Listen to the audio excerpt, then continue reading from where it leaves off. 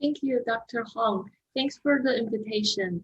And it's my pleasure to introduce the Statistics Foundations to our CSUN students and who are from biology, chemistry, and psychology backgrounds.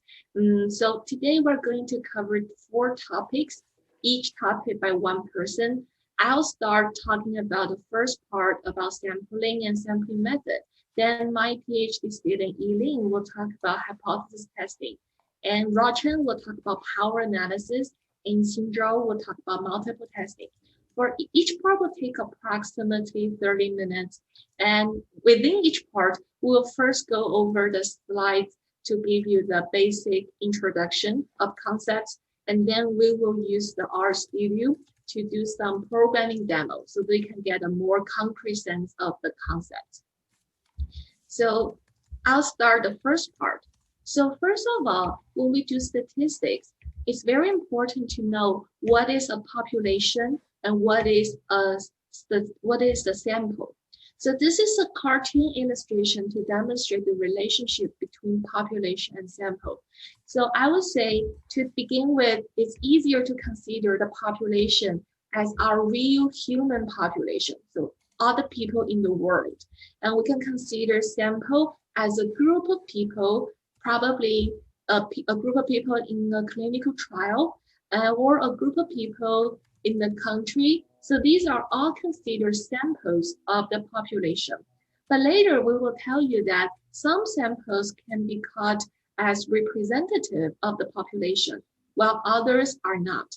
For example, when we study whether a vaccine, like the COVID-19 vaccine, is effective on, say, people in the United States, we hope that for the people we recruit to a clinical trial are representative of the whole population in the United States. And you can imagine if we do not use any sampling approaches to draw a sample from the population, but just using, say, one hospital as the sample, people in one hospital as the sample for the clinical trial, we would doubt whether that sample can actually represent the population. Okay, so given that concept, you can see that population is the entire group that you want to draw conclusions about. For example, how much effectiveness does the vaccine have on the population? Or about a sample, it's about a specific group of individuals that you will collect data from. So usually the number of individuals in the sample is much smaller than the number of people in the population. And sampling is the process of drawing a sample from the population. And so I got this figure from this website. You can check it out if you're interested. So what do we mean by statistical inference? The name inference stands for guessing. So you want to guess something. What are we guessing? We are interested in some characteristics of the population. For example, the efficacy of a vaccine. Another example could be the height, average height of people in the population. But as we know that it's usually impossible to collect data from the entire population because we may not have access to every individual in the world, then we have to infer those parameters from a sample from which we can collect data from. So based on a sample, let's say people in the clinical trial, we can measure certain numbers from them, right? Then we want to summarize the numbers into a number that can directly tell me or inform me about the parameter I'm interested in. For example, for people in the clinical trial, we can measure whether the vaccine is effective or not on these people.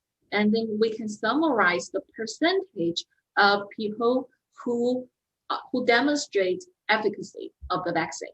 Then that percentage is something we call a statistic. In other words, statistic is a number we can calculate from measurements on the sample. And we hope to use the statistic to infer the parameter of the population. So we know that the efficacy we measure in the clinical trial may not equal to the efficacy of a vaccine on the population. For example, we may measure, okay, among the clinical trial people, 90% of them show efficacy. But we wonder whether the same number, 90%, is the efficacy on the population, right? To answer that question, we are doing statistical inference. So formally, statistical inference is the procedure of using a statistic to infer a parameter. But how to do it? So the key is that we want to derive the distribution of the statistic in relation to the parameter. What do we mean by a distribution? It means that the statistic may take different values on different samples. So in one clinical trial, maybe the efficacy is 90%. On another clinical trial, it may be 95%. On another one, it may be 85%. So we may get different numbers for the same statistic on different samples. So if we summarize those different numbers across different samples, we obtain a distribution, which we can call it as a probability distribution. So a probability distribution is to summarize the frequency that the statistic will take each number. So if out of many clinical trials, the efficacy measured is 90%, then we will have a high frequency for the number 91%. If only one clinical trial gives us efficacy 85%, then that 85% number will receive a small frequency. So the distribution is to just summarize the frequencies of different numbers across random samples. Okay, so related to the statistical inference, if you want to take a statistics course in the future, you will learn confidence intervals, which we will not cover today, but it's related to the statistical inference. Today, we will cover hypothesis testing, which Elaine will talk about next.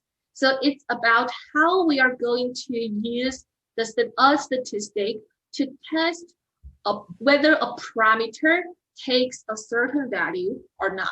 So we'll see that next. So regarding a sample, a very important thing to think about is the sample size. Sample size is the number of individuals in a sample. So for example, if in a clinical trial we have 100 patients, that's a very small number, right? We will say the sample size is 100. And if we have 5,000 people, we say the sample size is 5,000. In general, the larger the sample size, the more accurately and confidently we can make inferences about the whole population.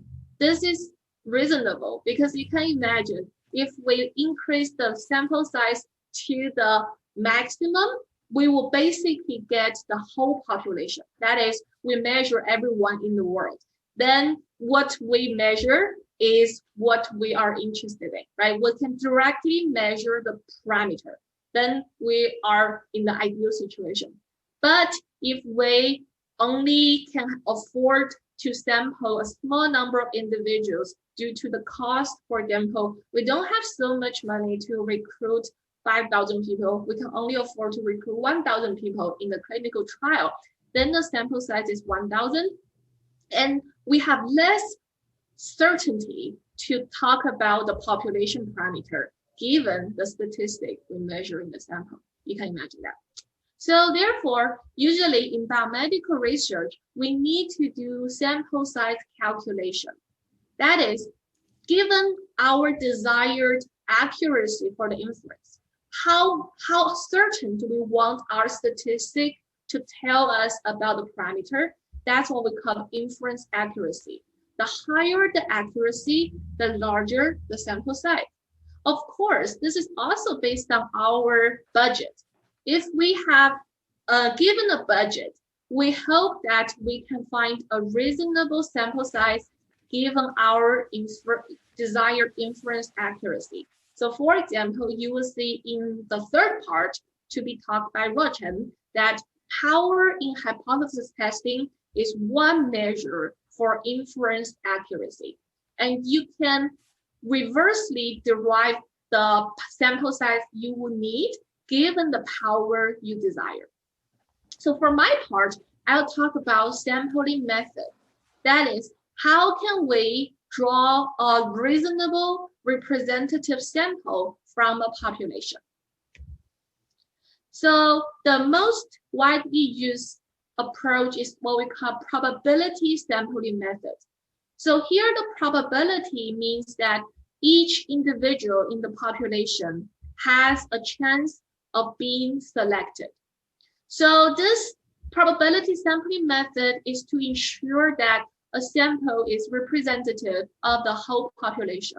I'm going to talk about two types of that sampling, probability sampling methods, the simple random sampling and the stratified sampling.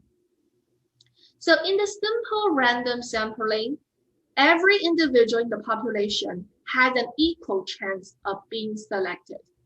So I'm going to do this in the R demo, which you will see very soon. The function sample in R can do this simple random sampling. This command means that I want to do simple random sampling from the numbers from 1 to 1,000. So 1, 2, 3, up to 1,000.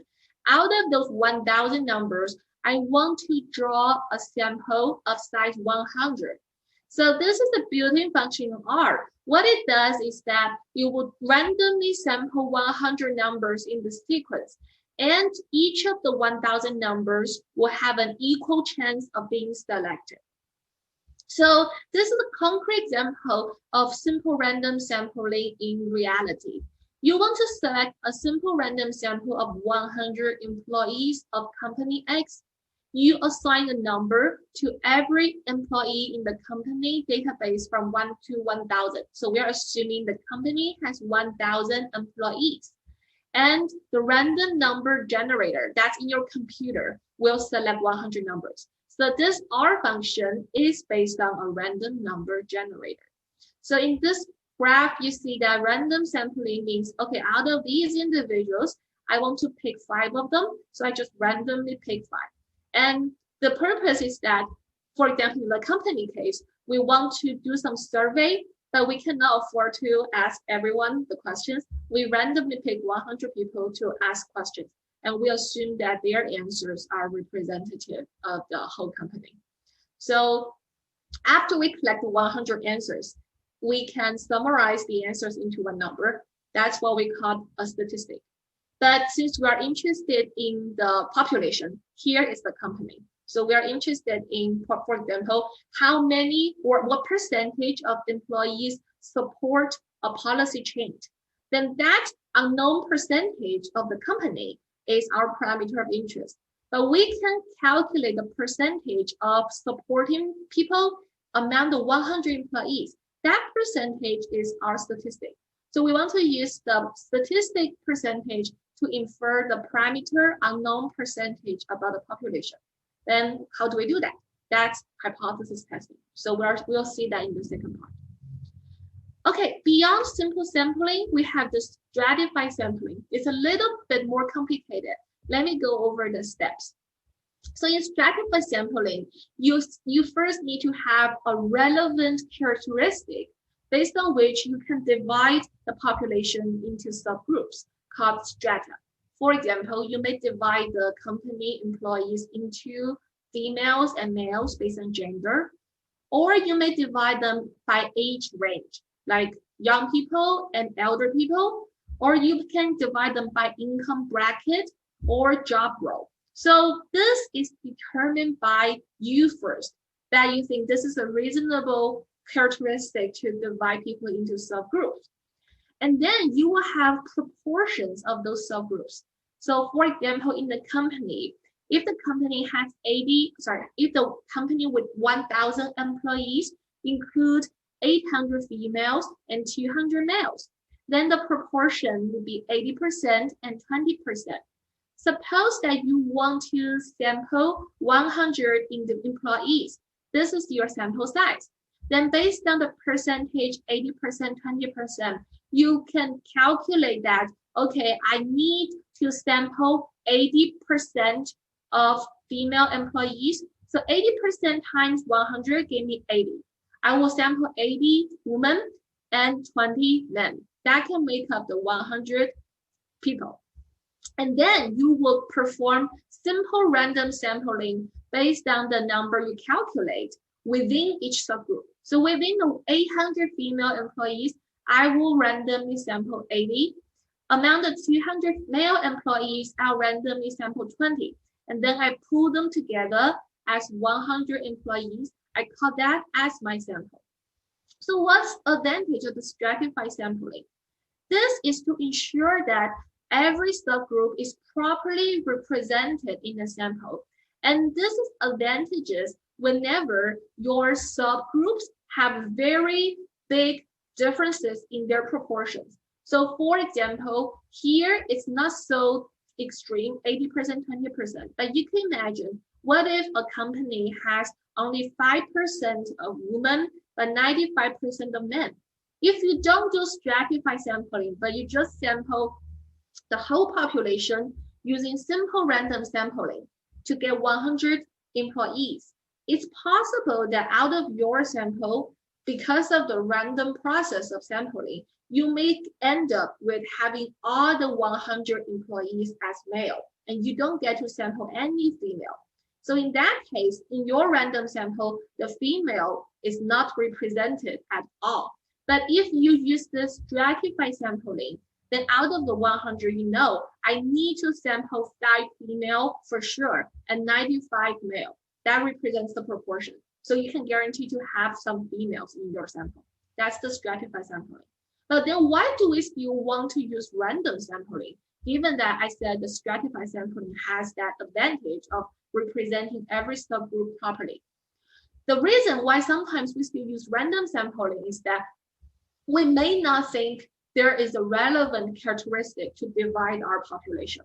If you do not think that any characteristic is reasonable for defining subgroups, then you should just use simple random sampling because that doesn't reflect any of your biases in the sampling process. Okay, and this is a cartoon for this stratified sampling. So here what we mean is that if in the population, the percentage of the green people versus the blue people is 2 to 3, then I know if I want to draw a random sample with size 5, I will draw 2 from the green group and 3 from the blue group. Okay, so that's probability sampling method. That's something we prefer when we want to draw a sample. But in reality, a lot of data we have collected or we have observed at hand are not based on probability sampling. So these are usually the case for social science data and also in biology sometimes as well, because it's possible that we only have the data to be collected in this way. For example, in a lot of social studies, the survey needs to be answered voluntarily by respondents. We cannot force people to answer our question. So in that case, the sample you collected is not really a random sample from the population. It will reflect certain characteristics. For example, we have observed that in the 2016 election, a lot of the polls were totally off. And a primary reason was that, so in those polls, people who answer the polls are people who support one party, not the other party. So based on the polls, the opinion you collected do not actually reflect the opinion in the population. So in other words, not every individual has a chance of being included.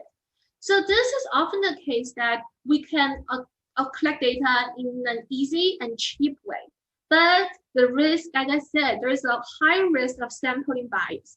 So what it means formally is that the subgroup proportions in your sample does not reflect the subgroup proportions in the population. So the two proportions may differ quite a lot. This is common for observational data in social science. So whenever we realize the existence of sampling bias, then in the downstream statistical analysis, we need to put into efforts to correct for sampling bias. But for today, we're not going to touch that. I'm just going to raise your awareness of this issue in observational data. Okay, so finally, before I do the coding, I'm going to give you this last slide, which I think is very important. So all my previous discussion were saying that the population is a concrete human population to help you understand the intuition behind statistics. But in a lot of statistical methods, the population is hypothetical or is your assumption. This is what we do in statistical modeling. And for mathematical convenience, especially in the pre-computer age, where a lot of computation needs to be done by hand. So we have assumed mathematicians have used common probability distribution to be used as hypothetical populations of our data. So for example, for continuous data, such as many patient blood pressure measurements, so it's often that we use a normal distribution, or sometimes people call that Gaussian distribution, to be assumed as the distribution of these data. So in other words, in your mind, you assume the population everyone's blood pressure should follow a normal distribution. And what we observe as a sample is drawn from this normal distribution. And for non-negative count data, which is what we see in sequencing data, right? Like RNA sequencing data, for every gene, we will have a count in a patient sample. So in this case, or patient tissue, so I'm going to avoid the use of sample here, sorry. I need to clarify this a little bit. So in biology or in medicine, when we often say, when we see a sample, we mean like a blood sample collected from a patient. That's what we call a sample. Please note that this sample is different from the sample I was referring to. So the sample I was referring to, as I said, is a subset of the population. And that's not a biological sample or not a medical sample. So that's why I didn't use sample, I just said patient's tissue. So please be aware of the terminology ambiguity. So for those count data, right, let's say this gene may have a count 1 in one patient, count 2 in another patient, count 5 in a third patient, and so on. So how do we assume as the population for the counts in the sample we collected? If the sample contains 100 patients, we will say the sample size is 100. What's the population? So for this, people often assume that population is a Poisson distribution or negative binomial distribution. These are commonly used. So the third type of data is binary data. For example, the vaccine effectiveness. We can encode the effectiveness to be 0 or 1. Like 0 means not effective, 1 being effective. Then we need to assume a distribution or population for the binary data. So here, Bernoulli distribution is often assumed to be the population. So finally, statistics is so useful in scientific research because a scientific question can be formulated as a statistical inference problem. In this workshop, in Yiling's next part, we're going to demonstrate that it can be formulated as hypothesis testing problem. So here I'm listing one question for example, does a gene have the same expression level in normal people and cancer patients? This is a typical hypothesis testing problem. So here the two populations are normal people and cancer patients. Because we cannot observe all the normal people in the world and all the cancer patients in the world. So the data we have are actually two samples, one sample from normal people, the other sample from cancer patients. And then the gene, for this given gene, we're going to have its measured expression level in those normal people in our sample 1 and in these cancer patients in our sample 2. So we are going to compare two sets of numbers. But how do we do it? We need to infer the two populations, right? So for example, if the data are RNA seq counts, we can assume we have two Poisson distributions. One is the distribution or population of normal people. The other is the population of cancer people, both for the same gene.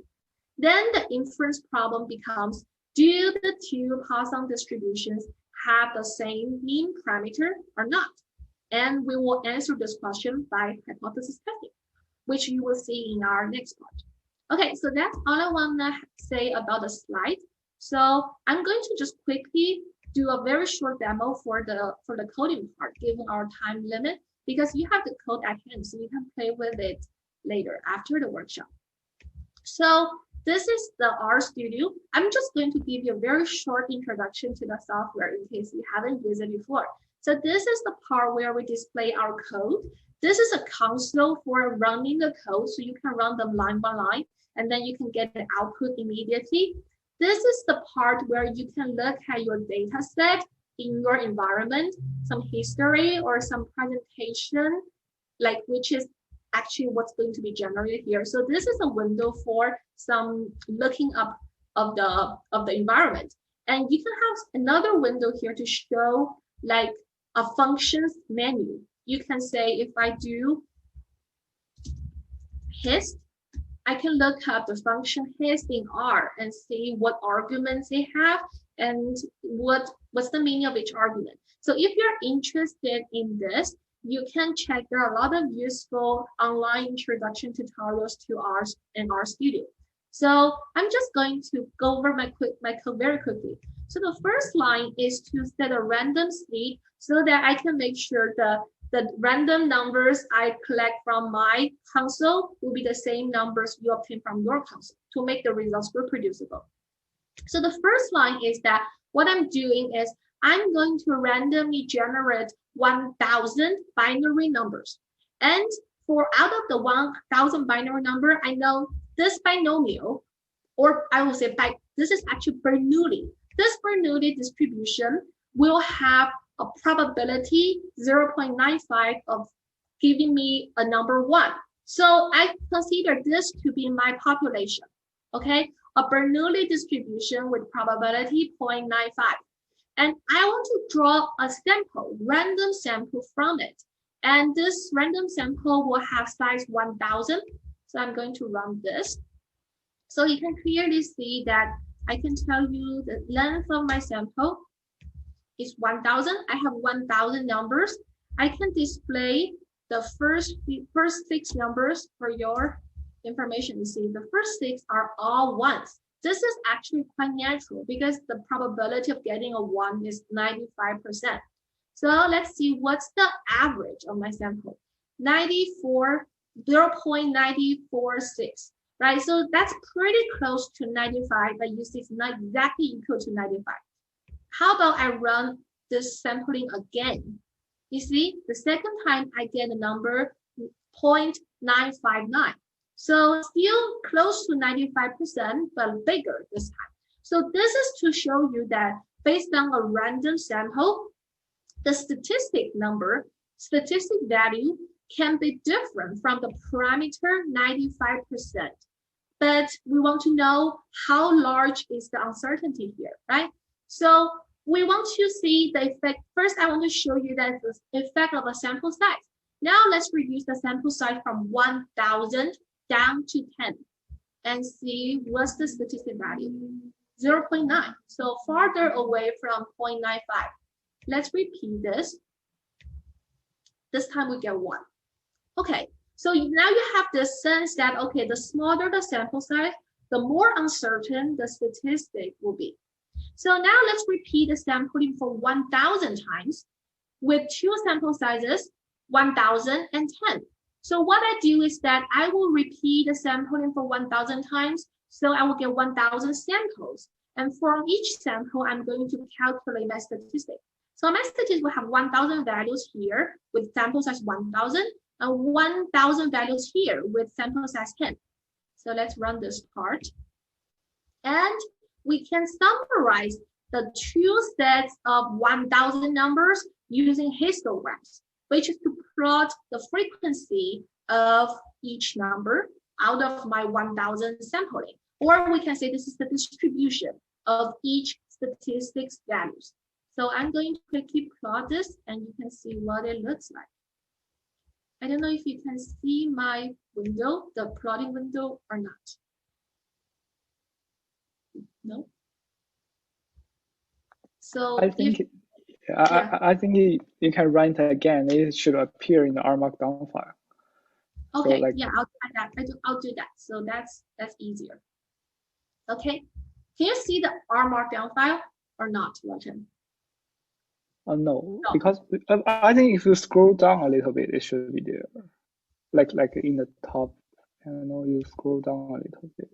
I mean, it should appear under this one. Yeah. It should be under the code chunk. Yeah, it should be under the code chunk. If you run here. No, I think that's just, so it's not here because I think my RStudio is an old version. So that's why it's not going to be displayed here. But then I think you need to share the desktop in order to see the needed R Markdown file. Okay, I'm going to do that. Sorry. Yeah, I'm going to share the whole desktop. So sorry for the interruption. Yeah. So now you can see my whole desktop, and I'm going to just run this part. And you can see the figure here. So this is showing the histogram of the two sample sizes of the same statistic. So you see that with sample size 10, I only get 5 different numbers, values for my statistic, right? 0.6, 0.7, 0.8, 0.9, and 1. And each one has the frequency, so the number of times I'm getting that number here in the dark gray bar. In the light gray bar is showing the distribution of my statistic value with the sample size of 1,000. And the red line indicates 95%. So we definitely want the statistic to have numbers close to the true parameter value. And we see that indeed the case for the sample size 1,000. But for sample size 10, it's not the case, right? They're quite off. So this shows you that, yes, indeed, the sample size is very important.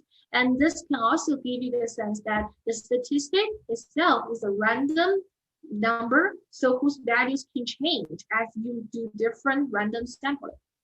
Okay, that's the first part. And the second example is that I'm going to show you when the population is a normal distribution, what would happen. So I'm going to draw a sample of size 20 from a standard normal distribution whose mean is 0, standard deviation is 1. So the true parameter is 0. Let's look at the statistic value, negative 0.09. So close to 0, but not equal to 0. Repeat the sampling again. Negative 0.12, even farther away from 0. Now let's repeat the sampling for 1,000 times and see the statistics. So let's summarize that into a histogram distribution. So now let's see that, you see, here this is the distribution of the statistic, which we call the mean sample means. So you see that they are centered around the true parameter 0, but some can be very different from 0. Like can be even less than negative 0.5 or greater than 0.5. So that's why whenever we see a sample mean, let's say right here, we need to use it to infer the unknown population mean. A question is it equal to 0 or not? That is a hypothesis testing problem. Yiling will tell you. Okay, so finally, so regarding the last question in my slide, do two populations have the same mean? For the statistical inference question, I'm going to show you that here I have two populations, one with mean 0, the other with mean 1. Both are normal distributions. I draw a sample of size 20 from population 1, another sample of size 20 from population 2, and I calculate the means of the two samples. You see, these are the means. So this population parameter is 0, but I get the statistic value as 0.26. For the second one, the population parameter is 1, but I get the number 0.80. So if I repeat the sampling, you see, this time, the first statistic is 0.16, the population parameter is 0. Second one, 1.04, the population parameter is 1. So then I repeat my sampling for 1,000 times, and we look at the two statistics distribution. Okay, so let's look at this. You see, this is the, this is the distribution of one statistic from the population 1 with mean 0. This is the distribution of the second statistic about from the population with mean 1. So you see, yes, indeed, both are centered around their true population parameters.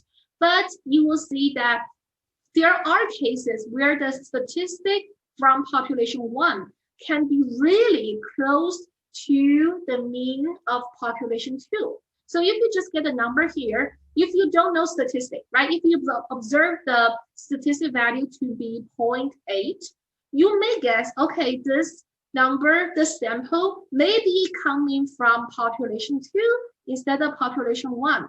That means you're going to make a mistake in this case. So how do we try to reduce that possibility of making a mistake? That's the question of hypothesis testing. So Yiling will start from here. She will talk about hypothesis testing starting from now. So I see there's a chat box message. Okay, yeah, that's what I'm reading.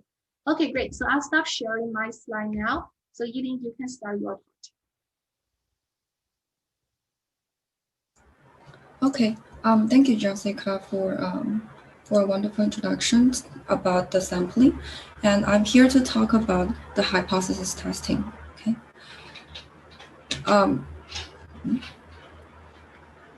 Yiling, I think your screen is not showing the slides. You're sharing the website, Cecilia. Ah, sorry. Okay. Can you all see my screen? Yes. Okay, so I'll be talking about hypothesis testing. So there are 5 essential components of a hypothesis test. So the first one is a null hypothesis, which we often call H0 or H0, and the alternative hypothesis, which we often call H1. So when we do hypothesis testing, we always start from the null hypothesis, which means we always first focus on the null hypothesis, and it's our default. And we only reject the null hypothesis when we have strong evidence against the null, which means we are very conservative, and we will not reject the null hypothesis easily.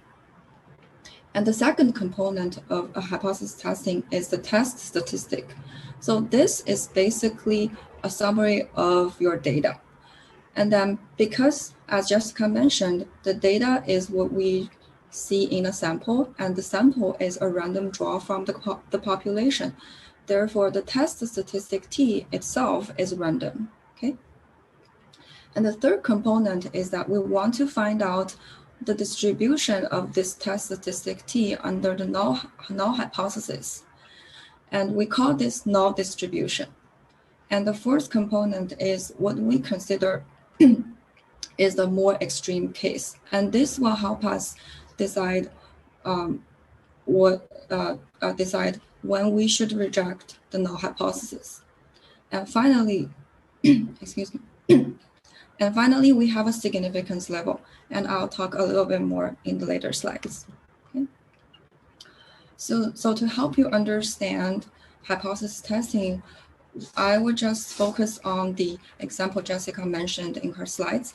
Basically, we have a gene whose gene expression level we are interested in compare between the normal patients and the cancer patients. Okay, suppose we have collected data from 20 normal people and 30 cancer people, and we measure the expression level of that gene in each of the 50 people. Okay, so we will formulate this problem as a hypothesis testing problem. So here, the null hypothesis would be the cancer patients have the same mean gene expression level as the normal people. And the alternative hypothesis say we want to look at whether the cancer people have a higher mean gene level as compared to the normal people. So here we use mu1 to denote the mean expression gene level for the cancer people, and mu2 to denote the mean gene level of the normal people. Okay, so we will write the null hypothesis as the mathematical equation mu1 equal to mu2, and the alternative hypothesis as mu1 greater than mu2. So Here, I will talk about one very popular choice for testing the mean of two populations, which is the independent two-sample t-test. Okay, and remember the second component of a hypothesizing is a t-statistic. So here is how a test statistic. So here is the test statistic is a test statistic defined for the independent two-sample t-test. So you can see from this formula that it's actually defined as the ratio where the numerator is the average gene expression level of the cancer patients minus the average of the gene expression level of the normal patients and divide by an estimation of the population standard deviation. So you can see from this formula that this t-statistic is dependent on your data and thus it's random.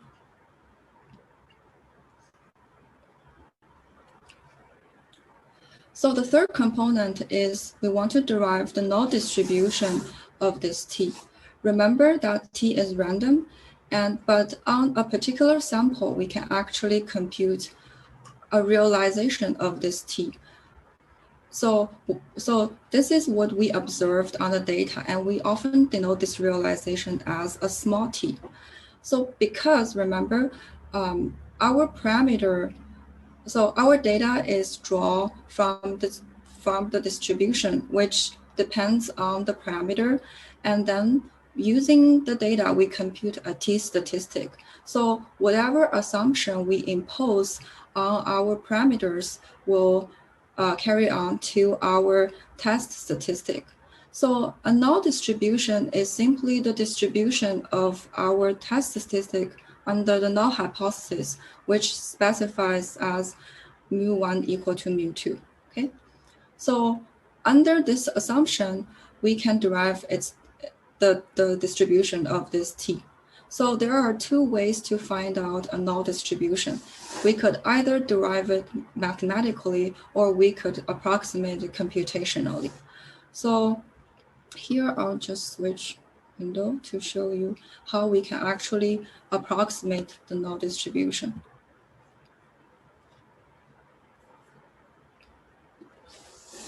So here I first define a R function that basically takes the data from the normal patients and the data from the cancer patients and compute the t-statistic. So this function is simply the implementation of what we see here, okay?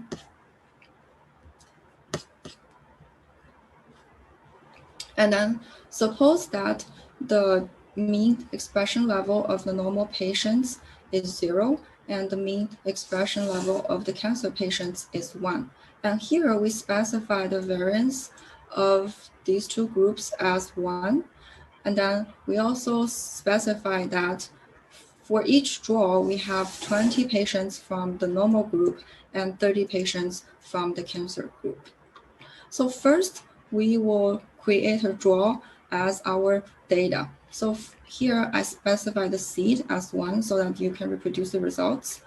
So first is X observed data. So this function here, our norm, basically draws from the normal distribution with this parameter as the mean and this parameter as the standard deviation. And this N1 tells this function how many data points that we want to draw from this particular normal distribution. So similarly, we draw data for the cancer patients, and then we compute their t statistic, which is what we observed, and we call it t observed. So let me show you that. So under this seed, we do a random draw, and then our t observed is equal to 3.5, okay? So how do we create or how do we approximate the null distribution of our test statistic? So here we do 10,000 draws.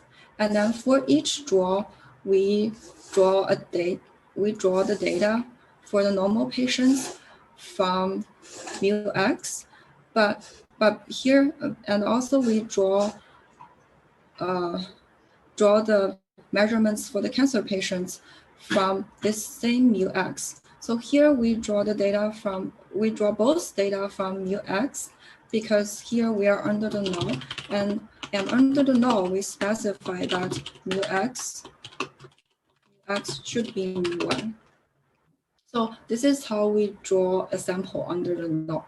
And for each draw, we compute its test statistic again. Then we will have a total of 10,000 test statistics under the null. So we do this. And then let me visualize the histogram of our null statistics. So, sorry, should do this. So you can see from this plot, so these bars are simply the histogram that we approximated, and this line corresponds to the theoretical null distribution that could be derived mathematically, and this vertical line is where our observed t-statistic falls into. Okay, so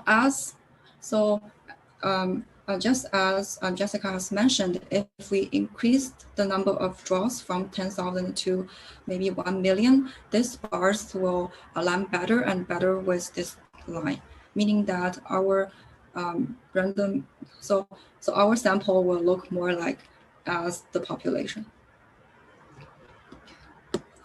So this is the part about the null distribution. So remember, the null distribution is what this T should look like under the null, when the null is true. And then we also have the observed data. And on the observed data, we are not sure whether mu1 is equal to mu2 or not. So naturally, when we do hypothesis testing, we want to compare this null distribution with what we observe. Then intuitively speaking, if what you observe is far away from the center and very far into the tail, then you would just reject the null. Okay. However, to make this more rigorous, we still have two questions left. First is that which side of the tail do we look at? Do we look at the right tail or the left tail, or both tails? And the second question is, how far away from the center do we consider as far enough? So this brings us to another two concepts. So remember, the fourth component of hypothesis testing is, so what is considered as more extreme? So this will tell you which side of the tail do we look at. So if and then the side of the tail that we look at will depend on the alternative hypothesis. You can imagine if the alternative hypothesis says mu1 is greater than mu2, then your observed t-statistic under this hypothesis will more likely fall on the right tail. Then you would just look at the right tail. But if your null hypothesis is mu1 not equal to mu2, then you can imagine your observed t-statistic could fall into either the right-hand side or the left-hand side. So both would count as evidence against the null. And the second question, how far into the tail is considered far enough? So so here we introduce the significance level, which is often denoted as alpha. And alpha is said to be a small value, and alpha is simply the tail probability of this area, okay? So here I plot the rejection regions for alpha equal to 0.01, 0.05, and 0.1. So if you look at this plot, under this alternative hypothesis, we focus on the right-hand side, and this darkest red area corresponds to alpha equal to 0.01. And then the second darkest corresponds to alpha 0.05, and this is 0.1. So you can see as alpha decreases, it becomes harder to reject the null hypothesis, meaning that, I'm sorry, so the rejection region means that if it falls into the rejection region, we would reject null. And if it doesn't fall into the rejection region, we do not reject null. So you can see as alpha becomes smaller, it becomes harder to reject null. And so I have mentioned previously one way to do a hypothesis testing. So which means given a null hypothesis, and then given the null distribution, given the rejection region, which is decided by the direction of the alternative hypothesis as well as alpha, then we observe from the data region false region, then we reject null. But here I want to mention that alpha is also probability of false rejection. So here I will show a numerical example as to what I mean by that. So if we set, okay, so here I create a second null distribution which contains 100,000 data points. Okay, so I again draw these data points from under the null distribution. So I do this. Okay. Do this. Okay.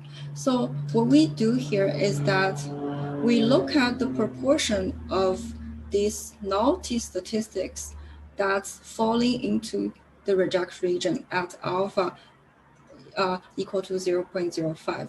So if we look at this number, then we see it's very close to alpha. So this means if your alpha is 0.05, and when your null hypothesis actually holds, then if you do if you do many sampling, then 5% of them you will reject. Okay. So on the left-hand side, I show you how do we make a decision, but the problem with this decision rule is that for different alpha, you need to find a different rejection region. For example, if your alpha is small, then you want to find out what this value corresponds to, and then compare what you observe on the data with this value. There's an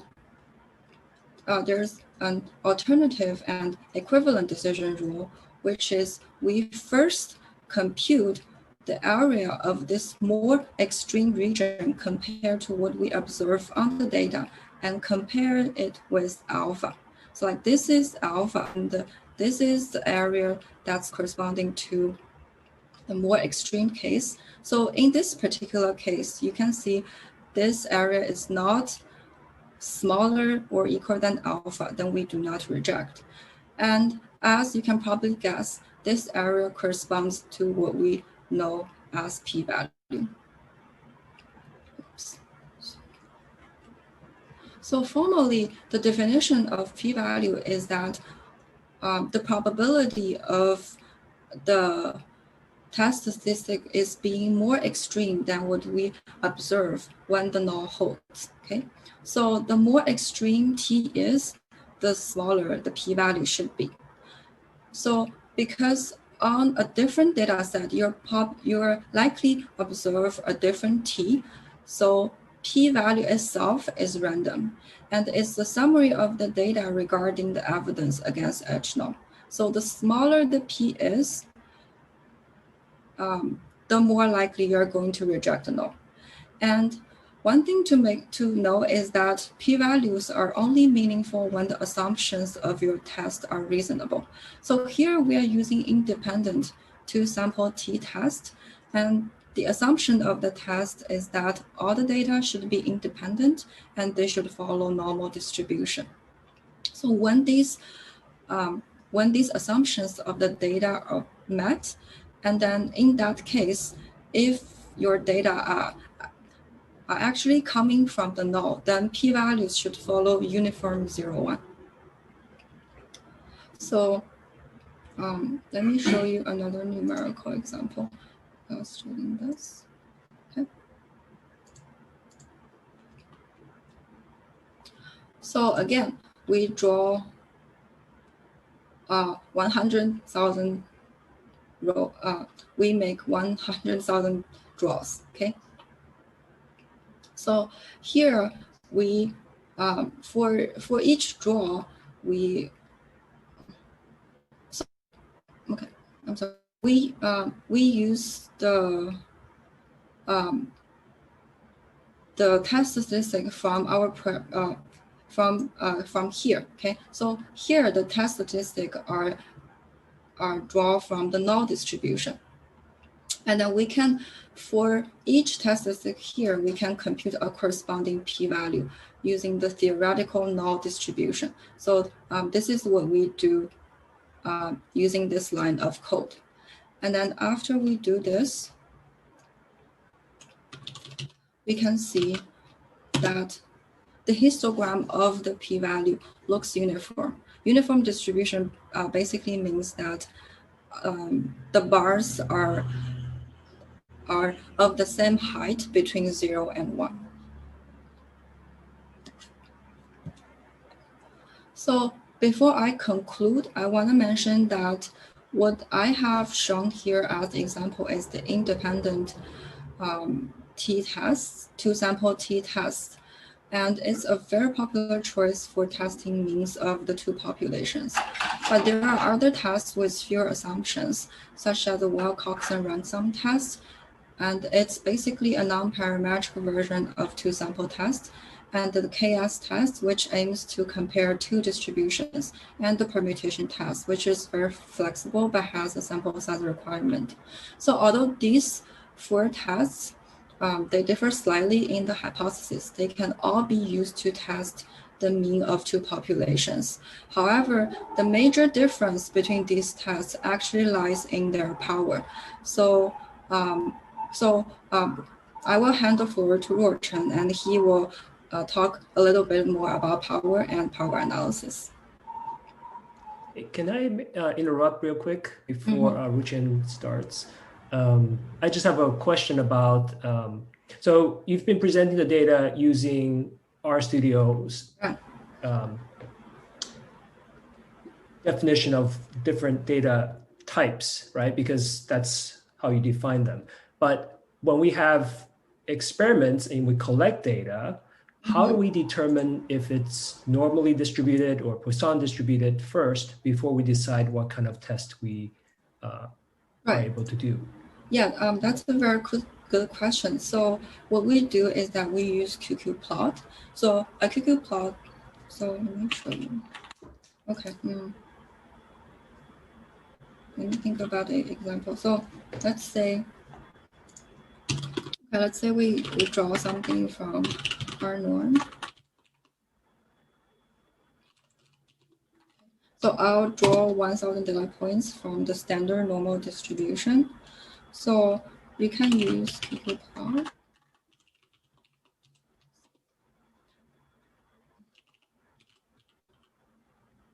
How does the line show?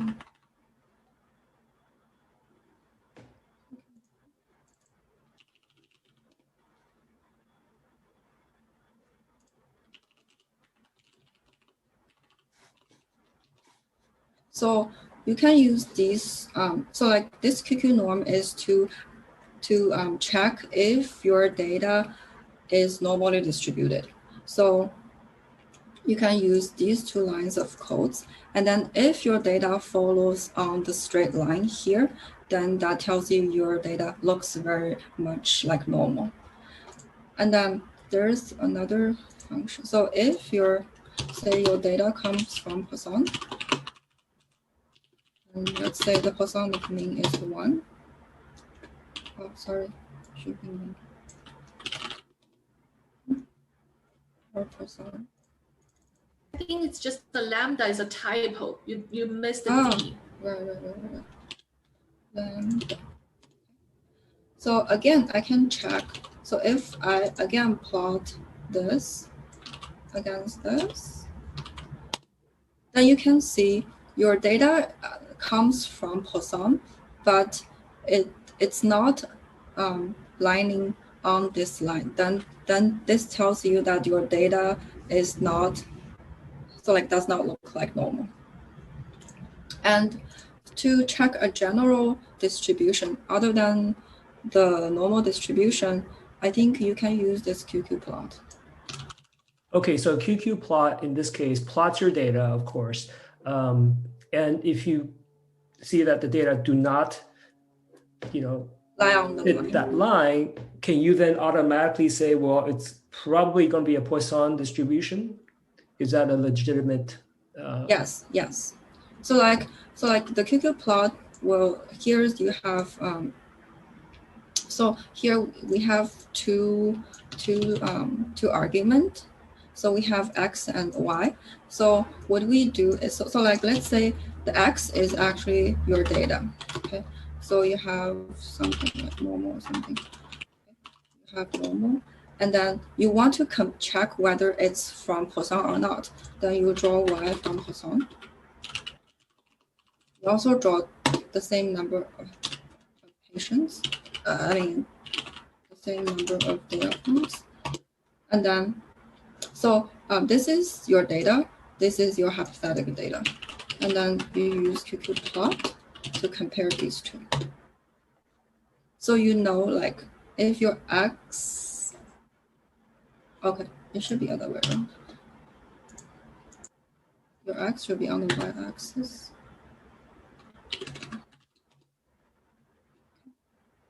So you can see this does not line on the lines. Like I don't have a line here. Okay, but this isn't, so I guess my question is, a lot of times we start collecting data for an experiment. Mm-hmm. We don't know a priori whether or not, it's going to be this kind of distribution or normal distribution. Mm-hmm. How do we know that we've collected enough data to even tell us that's a representative of the data set that I can expect to get, right? Yeah. Because sometimes we take a behavior and we randomly try to, generate metrics, and we don't know what it's going to be, but it's kind of costly to collect a lot of data. Here, data is cheap because you generate them. Yeah. So it kind of, yeah. So I get, so for like symmetric distributions like normal, it like the rule of thumb is like 20 or 30 data points. So like you can roughly see like whether it lines on the line or not. But if it's a very skewed distribution, then you maybe need more, because when you have a skewed distribution, so like you have a heavy, like a tail like this, then it's hard to, like it's hard to get data on here. So it's kind of hard to, so like with a small sample size, it's hard to tell whether your data like aligns with a very skewed distribution.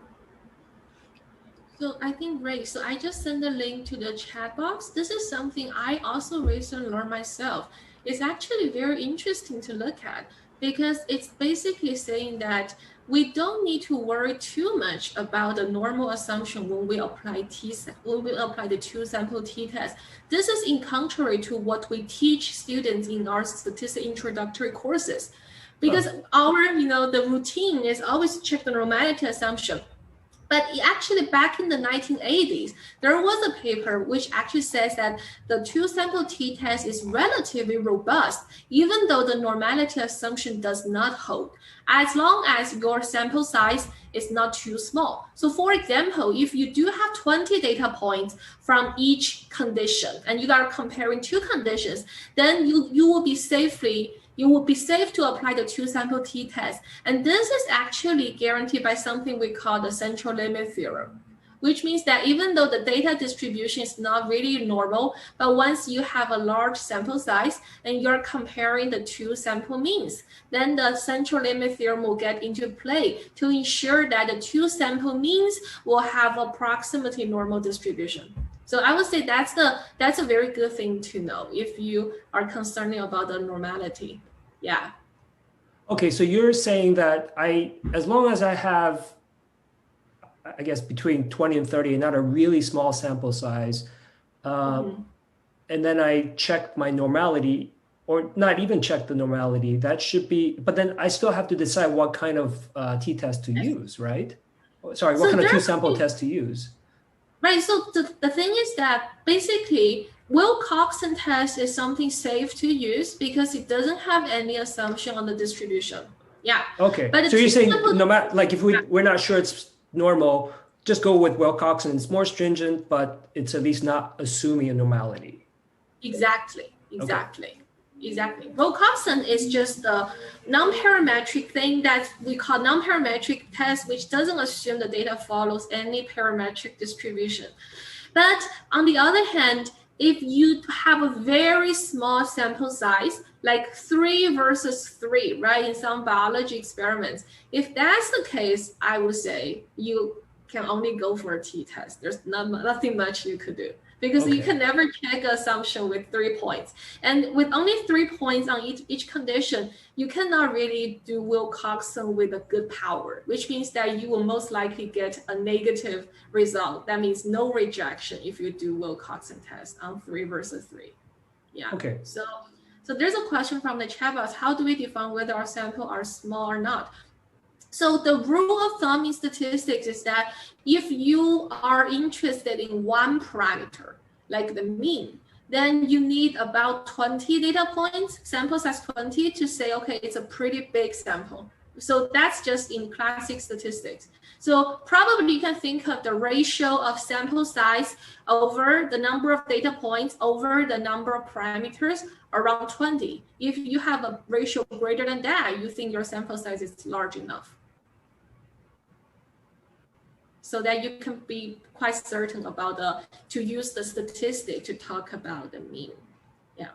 But yeah, so that's why, so it's interesting that the more you learn about statistics, maybe probably the more you will feel, okay, there's no actually one rule to follow. It's just like for the same scientific question, even though, as Yiling said, the null hypothesis is the same, but different people may still use different test statistics to draw conclusions about. So the only way to make sure that what our research is transparent is to record every analysis step as detailed as possible in our research paper. But we need to also be aware that it's not necessarily the optimal approach. It's just a reasonable approach. As long as your test is reasonable, I think that's good. So is that why there's a more, I guess, in biological research, more movement to actually show each data point in a violin plot or some other kind of plot where you can accommodate these different dots, compared to in the past, we just had like bar graphs with a error that assumes normal distribution, right? Is that the reason why we're starting to show more actual data in our graphs? Exactly. Yeah, so showing the actual data can definitely make the analysis more transparent, right? You're not just showing a statistic or a p-value while not showing the data, because that's just like different statistic will give you different p-value based on the same data. So you want to show your readers the data to convince them. And yeah, and I saw there's another question from David Joe in the chat box. What if I have 20 data points, but it's pretty clear the distributions are bimodal? So I don't know what the question is. Is it that can we still use the t-test or not? Is that the question? Because there's only what if, but I don't know what the question is about. Yeah. Okay. So like I said, central limit theorem can guarantee that you can still use the t-test even though the original distribution is bimodal. So I think the only thing that t-test may not work very well is if the true distribution of your data is heavily skewed. So in that case, the central limit theorem will need a much larger sample size to be reasonable, to be applicable. So that's the thing you need to worry about. So for example, if your data clearly has a lot of outliers, so like I have 20 numbers, but the maximum is 100, but the second largest is only 10, right? You have a 100, which is a clear outlier. That's the case where you need to worry about the t-test. Probably you need to remove that outlier before you run the t-test. Yeah. Thank you. Thank you.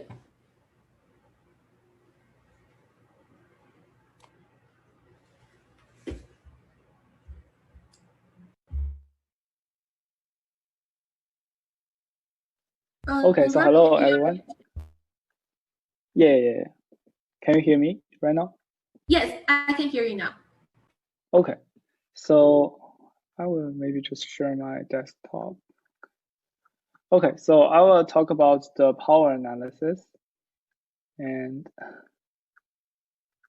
okay, so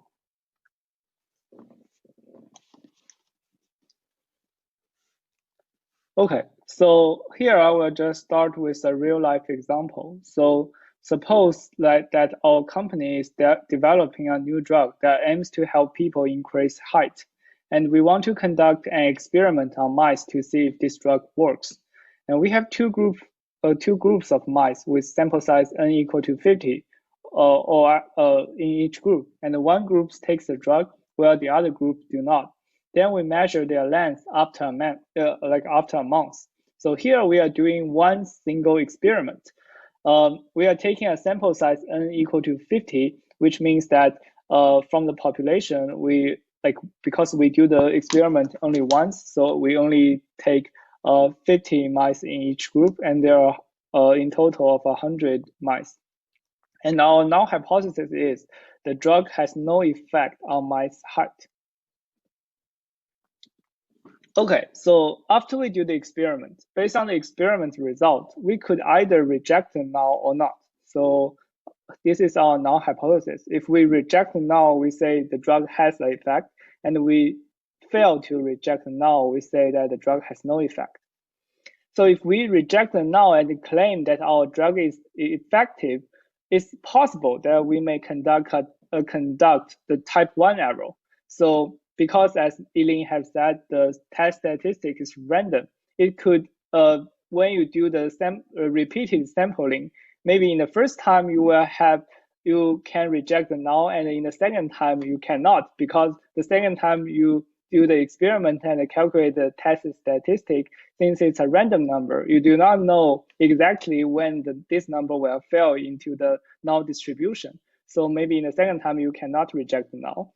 And if you reject the null, you may conduct a type 1 error, or we denote as alpha. So this is same as the so this denotes that the drug is not effective. So this means that the drug is not effective, and the customers will not increase weight after they take the drug. However, on the other hand, if we fail to reject the null and claim that our drug is useless, we may conduct the type 2 error, what we denote as beta, is that our company will need to redevelop the drug, although the previous developed drug is actually an effective one. So either of them is bad. So what we can do is that in the first case, we want to set a threshold on the alpha. So basically the significance level 0.05. We want to make sure that 95% of the time we will retain the null if the drug is not effective.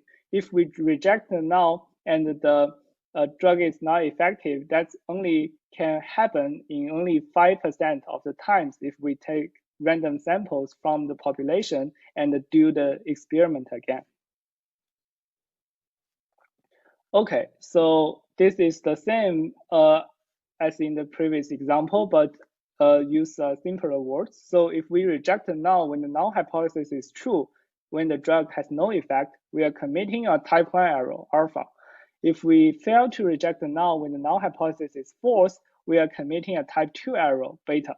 So this shows the relationship between alpha and beta. And so here, the H0 or the H null is the null hypothesis, like usually denoted as, for example, in our case, we said that the difference between the two means equal to 0, or the two means are equivalent to each other. So then we can calculate a test statistic in the t-test, and that test statistic has will follow such a distribution if we random sample from our population and calculate the t-statistic in each experiment. And in that case, we can see our tested statistic could fall anywhere in this curve. And if it fails like on the right-hand side of this dashed line, this will make us reject the null hypothesis. And if it falls on the left-hand side of this dashed line, we will not reject the null hypothesis. However, in some cases, if we know that there is really a difference, we know that there is, for example, the true difference is, for example, 2, so it will increase the mice length by 2, then we can actually draw a distribution around that difference. So then our test statistic will still be random, and it will, because it's generated from the H1, so the alternative hypothesis is correct, and so the test statistic will also fall somewhere in this distribution. And if it falls on the left-hand side of the curve, it means we will not reject the null. And if that's the case, we are committing the type 2 error. We fail to reject the null when the alternative is actually true. And we are committing the type 2 error. So on the right-hand side, the 1 minus beta is what we call power. So that's the case when we can correctly reject the null hypothesis. Okay, so the probability of rejecting the null if the null is false is what we define as power, denoted as 1 minus beta. In other words, in 1 minus beta of times when we repeat the experiment and perform the testing, we will still be able to reject the null hypothesis. And given the same type 1 error rate, usually controlled under 0.05, a more powerful test is preferred. And this is because the higher the power, the more likely you are able to correctly reject the null. Sorry, can I ask a simple question? Colloquially, would we consider false error, type 1 error to be the false positive and type 2 be the false negative? Yes. Okay. Right. Yeah. Okay. So then for the power analysis, there are 4 very important elements. The first is the sample size, what we usually denote as n, and we will also have a term called the effect size. So this has different formula in different tests regarding different null hypotheses. So I will use another slide to talk about it. And we also have the significance level or type 1 error rate controlled by alpha, and our power is denoted as 1 minus beta. So for the effect size, so the effect size is a statistical concept that measures the strength of the relationship between 2 variables on a numerical scale. For example, for the t-test Yiling has introduced, it concerns the difference between the mean of 2 populations.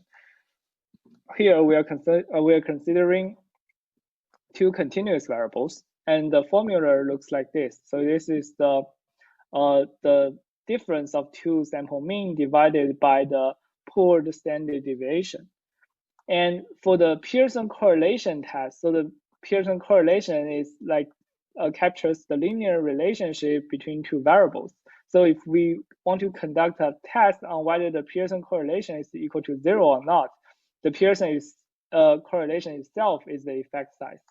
And for ANOVA, it's another hypothesis testing method that concerning the relationship between 1 continuous variable and 1 categorical variable. The effect size can be in another form. So if in your study you need to calculate the effect size, you need to make sure you know what the test you want to use, and also what your null hypothesis is in order to calculate the effect size. Okay, so I will mostly use the code to show you the power and power analysis. Sorry.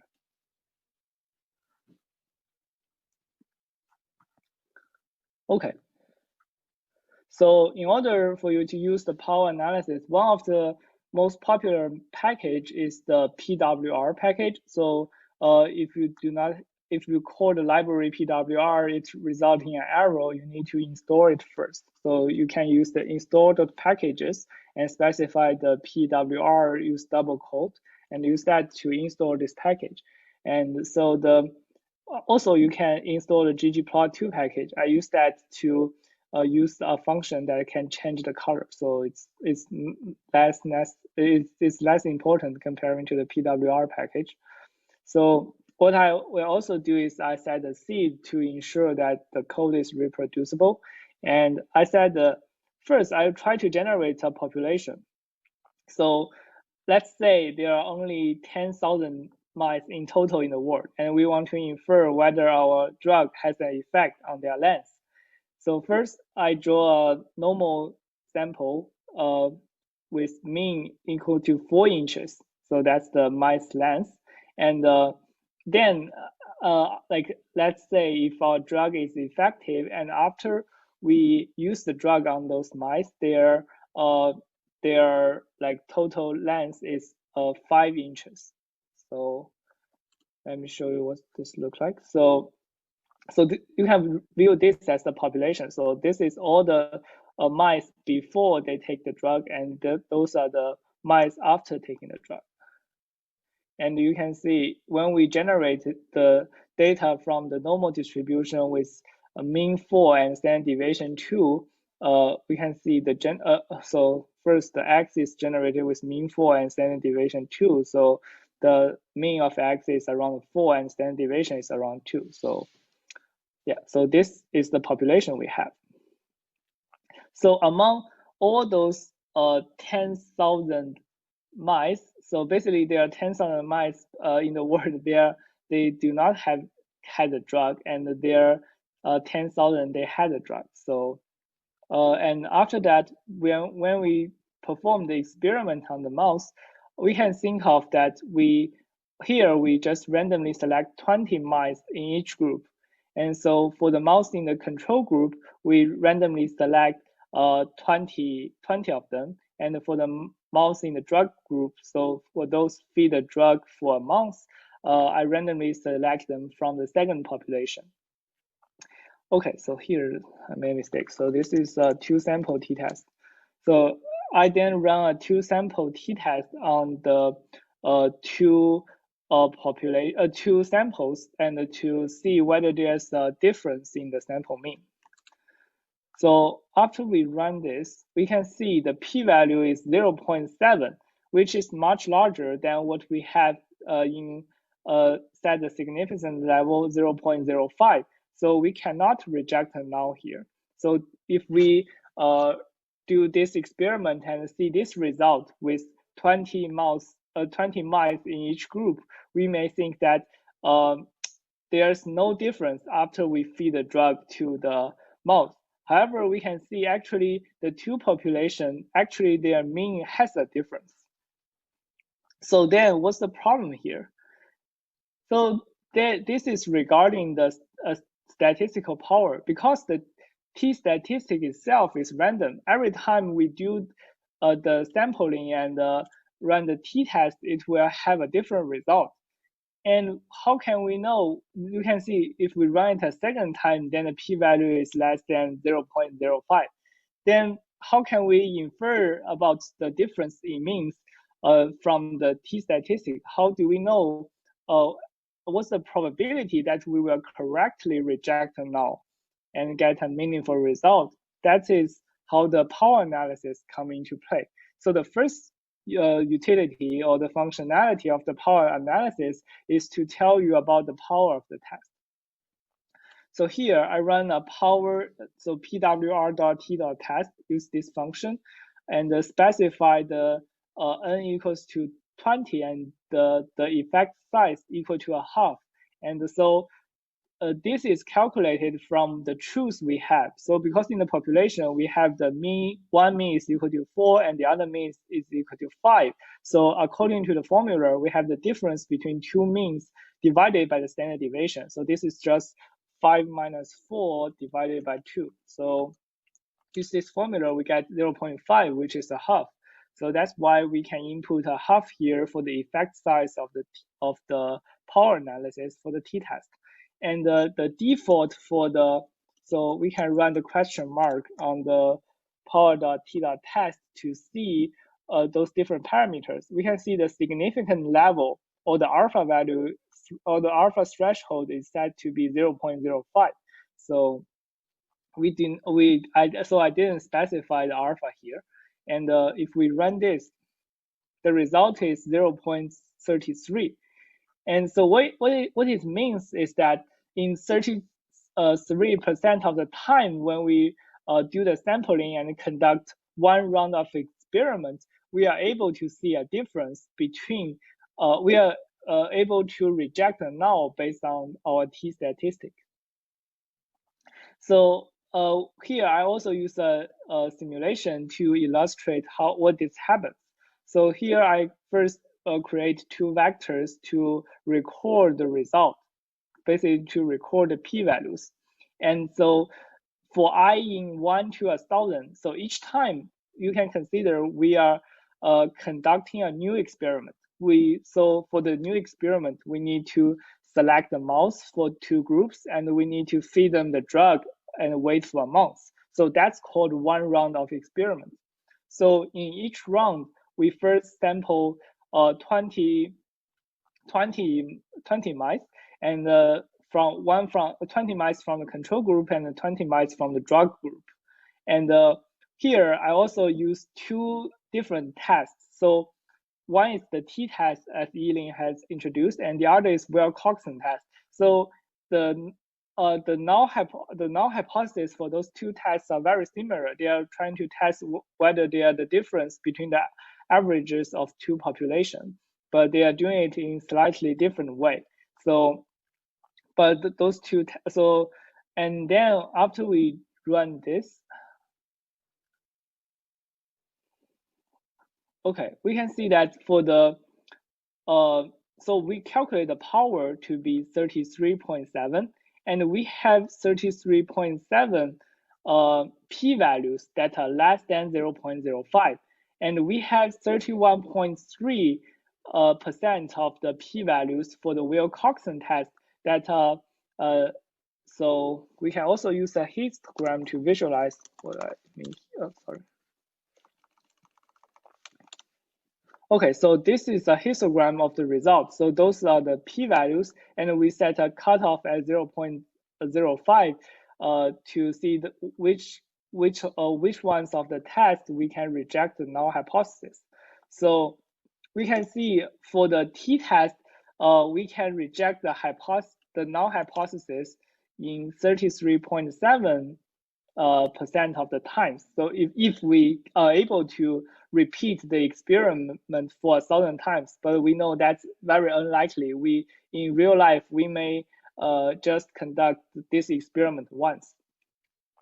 And for the Wilcoxon test, we can see the power is a little bit lower, so it's only 0.313. So this example also shows that when you so if you keep the alpha value, the significant level to be the same, and when you run different tests, you will have different power. And the power says what's the probability you will correctly reject the null hypothesis. You will reject the null hypothesis if the alternative is true. Okay, here in this example, in each experiment, we are, instead of taking only 20 samples for each group, we are taking 50 samples in each group. And so if we run the power analysis again, we can see the power is increased from 0.33 to 0.69.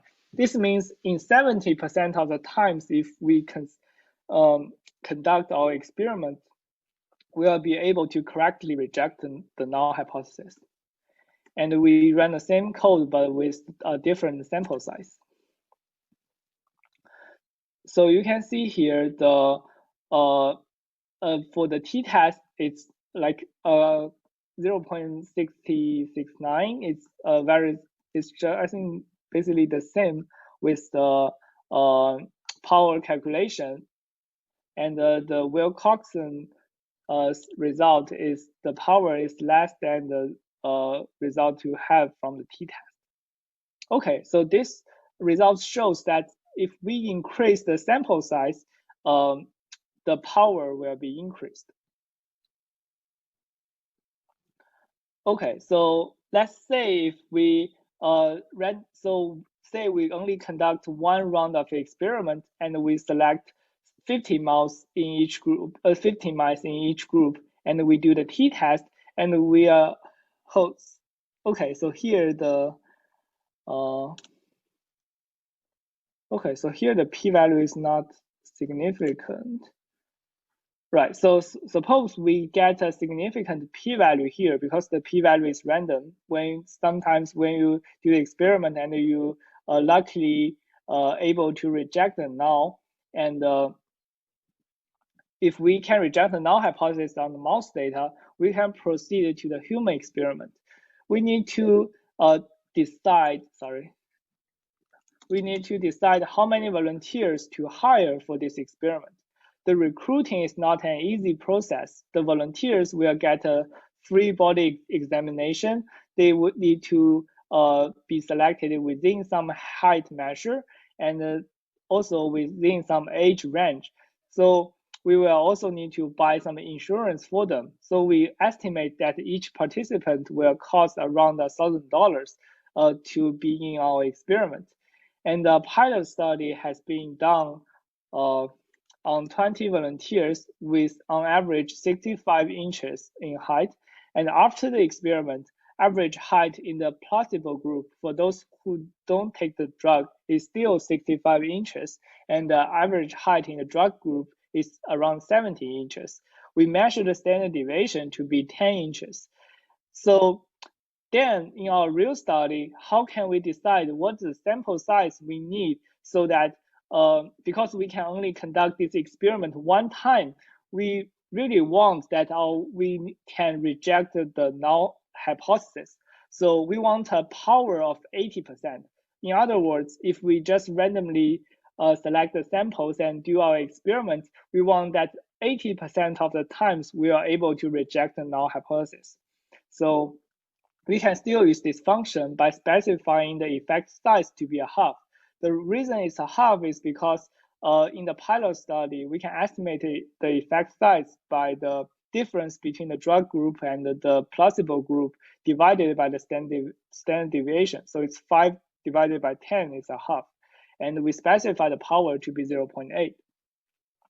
So after doing this, we can see that it calculates the n. So the n is around 64. In other words, we need to recruit around 64 people in each group into our experiment, so that if the effect size is really a half, we have 80% of the chance to get a statistically significant result and to reject the null hypothesis and claim that our drug is effective. And thus, we will need a budget of this amount to conduct this experiment. So this is basically about the power analysis. Sorry, I missed it. Where does the 10 come from? Is that the standard deviation? Or? Yeah. So sorry, it should be just the standard deviation is 10. Yeah, here. Okay. Yeah. So this is all hypothetically. I guess the question for, let's say, the biologist is that at some point we have to decide that that difference of 5 inches is a biologically significant value, right? Yes, right. And so that's something that is up to whoever's doing the study to kind of convince, let's say, a reviewer. But the rest, how many then, what is the effective size? And then basically to determine how many people to recruit for power, in this case, 80% is sort of an industry standard then, that you want a power of 80%?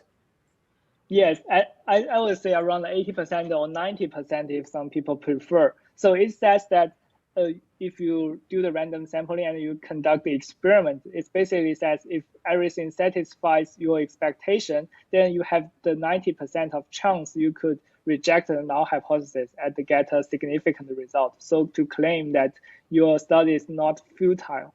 So yeah, so you want the power to be as high or as as high as possible so that you don't waste your money and resources on Right. conducting that experiment.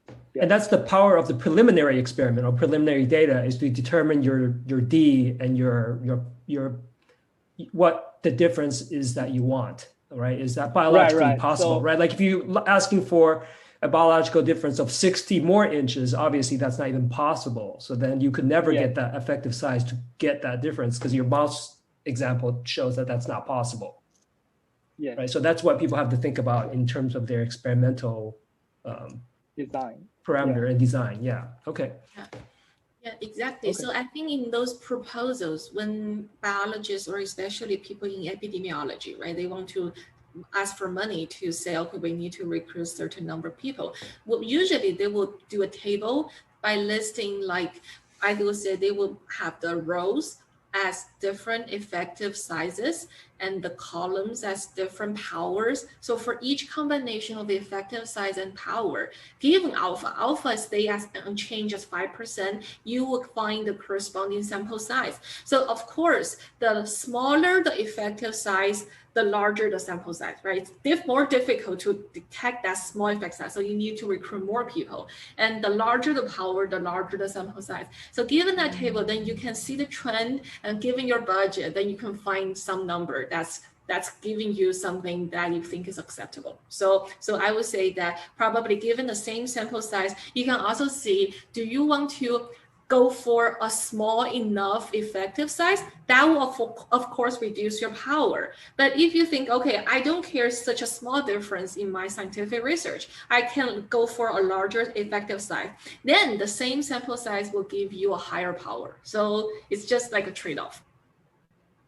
So if I want to find out more, let's say about my particular discipline, what is the expected, let's say the expected power I should be looking for any effect?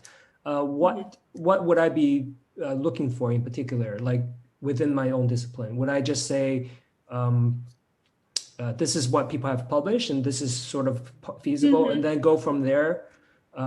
Because often this is not published, right? Like except in epidemiology, maybe they publish that, but only in grants do you probably ever see those tables listed. So I think sample size calculation is more for a proposals perspective. And for scientific research paper, you already have the data and analysis. So then you cannot talk about what if I have a larger sample size. That's usually during the research. Yeah, so that's important for students to know, maybe talk to their PIs, like what is the norm for their discipline, in terms of that table that they need to maybe generate from their preliminary data. What's the lowest that you've ever seen in biological, settings? Like what is the lowest power that people are willing to accept? I would say a lot of research, they don't report the power. As you said, so you don't know. Okay. If you report, you don't know what's the power. So I would say, and also I would say the power calculation is depending on your assumption of the population. So like in Ruochen's case, he assumed the population to be normal distribution. So if that's your assumption, then you can say, okay, given my test statistic and my decision alpha threshold, then this is the power. So it's all hypothetical. But what if the population is not normal, then the answer will change. So still, the power is a hypothetical number people have in mind. So depending on what you believe. Okay. But so basically what is considered to be a large enough power, that's just like the question, what do you think as high probability? Do you think 80% is high, or 90% is high, or 60% is high? I would say different people may have different opinions. But as Ruochen said, I would say probably many people would think 80% is high or okay. Okay, so Roland I'm having trouble downloading ggplot2 and PWR to run the program. Is there a website I can refer to when I try to download these programs? I think you can just use the install.packages ggplot2 in R to install that packages. So when I was in R, it automatically asked me if I want to download that. In the little tiny red box on the top left, you just click yes. It takes about 5 minutes, Roland. But yeah, you might have to look for that. Sometimes it's just not visible. I can show you later how, if you have the recent R, how do you download it later? I think I had it downloaded, or I have it downloaded now, but yeah, I had trouble. I had to restart everything, and then it popped up after I ran that. Thank you, though. Thank you. Okay.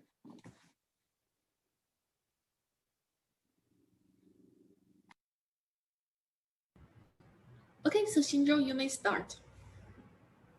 Okay, I will do the last part. Can you see my screen? Yes.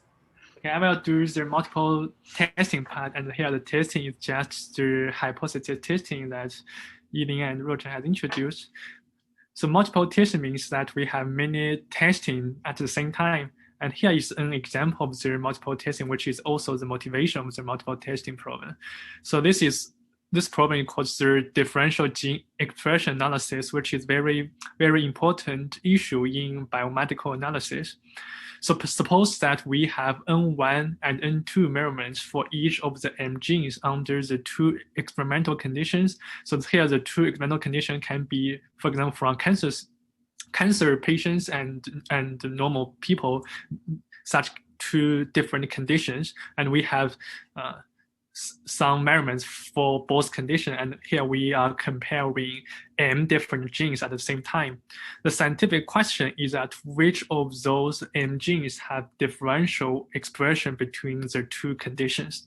So in a single hypothesis testing problem, we will look at one gene at a time and do a test. For example, the t-test or Wilcoxon test that has been introduced.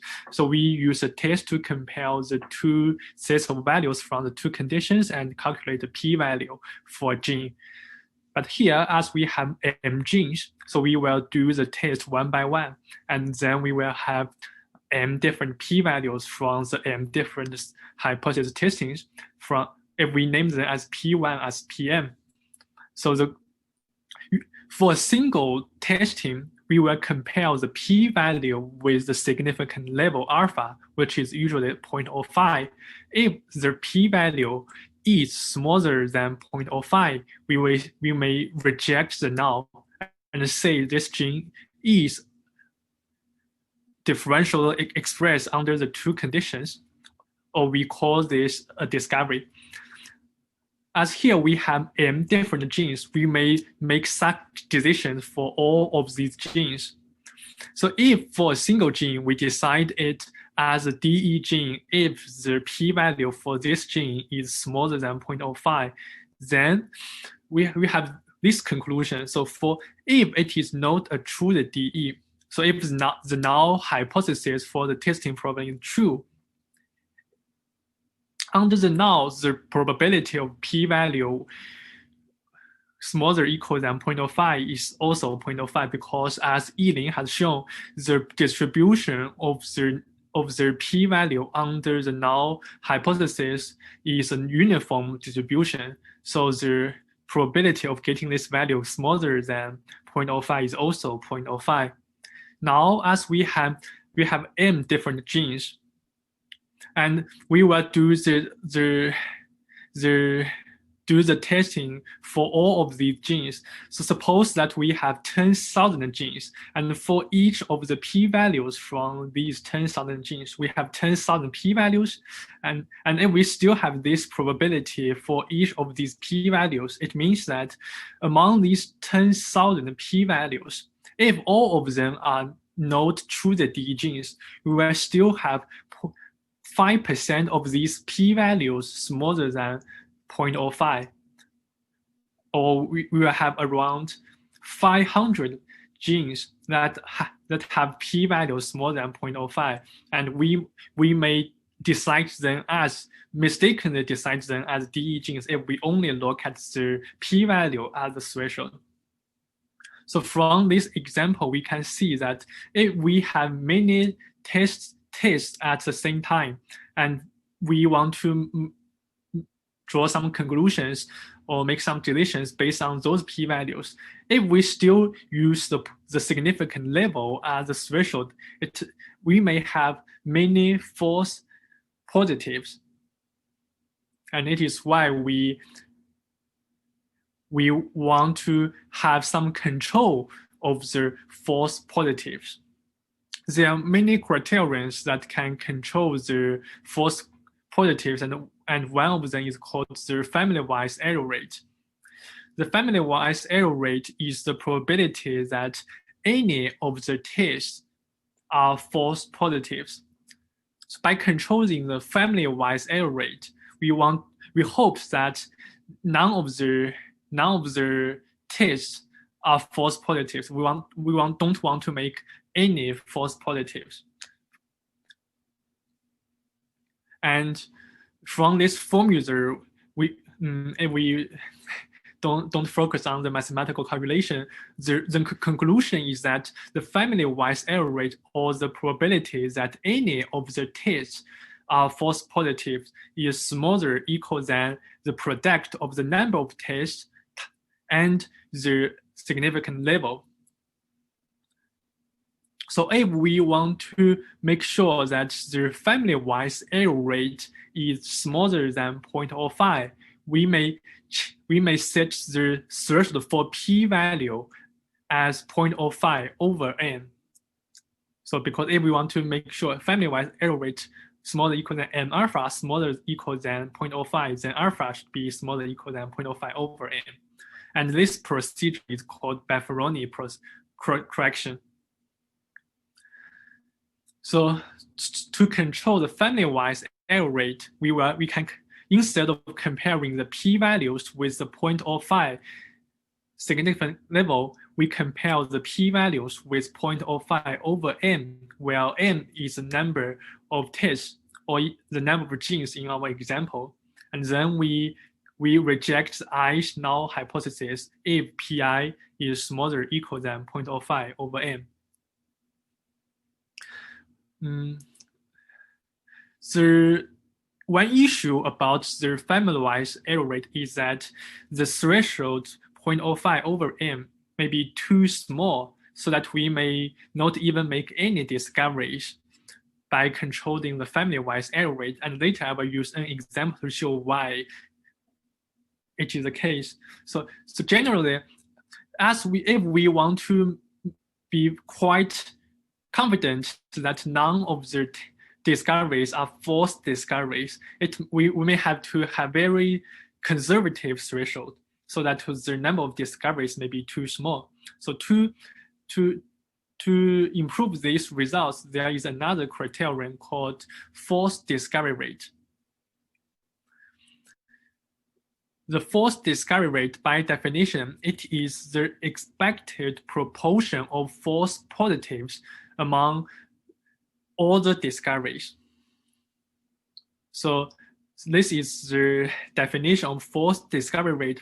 So for example, if among the 10,000 genes, we identify 1,000 genes as DE genes, and among these 1,000 genes, 5 out of them, if 100 of them are false positives, and then the false discovery proportion will be 0.1, and the false discovery rate will be the expectation of that proportion. And the most famous procedure to control the false discovery rate is called the BH procedure, Benjamin-Hodgkin procedure. This procedure has 2 steps. The first step is to order all the m p-values from smallest to largest. So here from p parenthesis 1 to p parenthesis m, and then we can compare the i's ordered p-value pi to 0.05 times I over m, and reject the i's null hypothesis if pi is smaller or equal than 0.05 times I over m. And now I'd like to use R to show an example of the multiple testing correction. So in this example, we have 1,000 genes, and we have two conditions. One is the experimental condition, and one is the negative control condition. Among these 1,000 genes, the first 800 are true DE genes, are true non-DE genes, which means that the expression values are follow the same distribution between the two conditions. And the last 200 genes are true DE genes, and in these 200 true DE genes, the experimental condition has higher expression values compared to the negative control condition.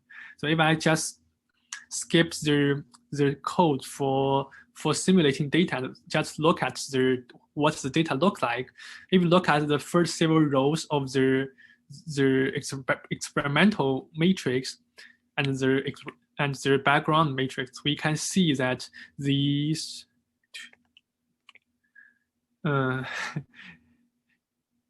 we have very similar values for the X and Y. And if we look at the last several rows, the true DE genes, and we will see that for the true DE genes, the experimental condition has higher values compared to the background condition. So they are true DE genes. And now we can calculate the p-value using the t-test. And I use the t-test function to calculate the p-value for each of the genes. As we have 1,000 genes, we will have 1,000 p-values. And now, this p will be a vector of 1,000 p-values, and I can make a histogram of the first 800 p-values. These p-values are from the non-DE genes, so they should follow a uniform distribution. And let's look at the histogram. So from this histogram, we can see that all these values looks like a uniform distribution, and this is the 0.05 threshold, and these are the p-values that are smaller than 0.05. And we can see that even though these are all non-DE genes, we still have about around 0.05 proportion of p-values that are smaller than 0.05. So it is why we want to do the multiple testing correction, because we don't want to make so many false discoveries. We don't want these genes corresponding to these p-values be discovered as DE genes. And we can see among the 800 genes, non-DE genes, 41 of them has p-value smaller or equal than 0.05, which is also around 0.5% of the non-DE genes. And then we can use our function called p-adjust to do the p-value correction. The input of this function is a vector of p-values that we want to correct, and an argument, which is the name of the method that we want to correct the p-value. So here we have introduced two criteria: family-wise error rate, which is controlled using the Baffaroni procedure. Another is the false discovery rate, which is controlled using the BH procedure. So if you want to look at we want to control the family-wise error rate, we can use p-adjust, p and Baffaroni, and the output will be a vector of the p-value, corrected p-values, and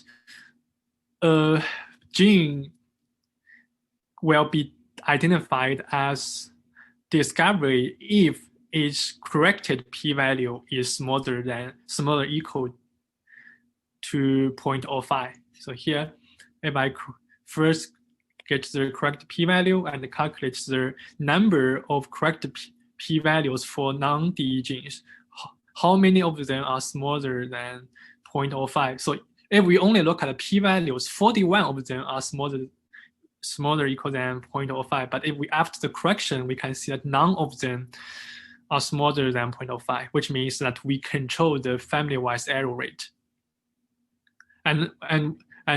But if we look at the total number of discoveries, we can see that for the all 1,000 genes, only six of them are identified as discoveries, which is too small compared to the number 200 of total number of true D genes, which means that we make too small number of discoveries if we try to control the family-wise error rate. In contrast, if we control the false discovery rate instead of family-wise error rate, we will make more discoveries. So here I use adjust PBH to control the false discovery rate. And if we still look at the number of true non-DE genes that has smaller correct p-value smaller equal than 0.05, we can see that only 3 of them. This value is non-zero, but it is still quite small compared to the 41 if we only look at the p-values. And we can also calculate the number of total discoveries, which is the total number of correct p-values smaller or equal than 0.05.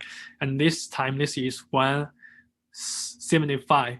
And we can calculate the false discovery proportion in this experiment. And this is 0.01 or 0.02, which is smaller than our target false discovery rate threshold of 0.05. So here, by controlling the false discovery rate, by controlling false discovery rate, on the one hand, we have very small number of false discoveries, and on the other hand, we still have a large number of total discoveries. And so we can see that the false discovery rate perform very well in this experiment, and it is why it is the most popular way for multiple testing correction. And let's come back to our slides.